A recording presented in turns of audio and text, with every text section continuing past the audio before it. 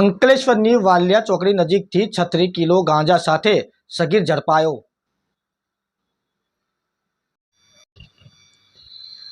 અંકલેશ્વર શહેર B division police સ્ટેશનના police inspector વી.કે. ભૂતિયા નશાકારક માદક પદાર્થના ગુનો શોધી કાઢવામાં કાર્યરત હતા। અંકલેશ્વર શહેર બી ડિવિઝન પોલીસ સ્ટેશનના માણસોને મળેલ બાતમીના આધારે વાલિયા ચોકડી નજીક આશીર્વાદ હોટલ જવાના માર્ગ પાસે એક સગીર વયના બાળકને 4 અલગ અલગ ટ્રાવેલિંગ ગેરકાયદેસર બેગમાં નશાકારક વનસ્પતિજન્ય પદાર્થ ગાંજાનો જથ્થો સાથે ઈસમને પકડી પાડી આગળની કાર્યવાહી હાથ ધરી હતી।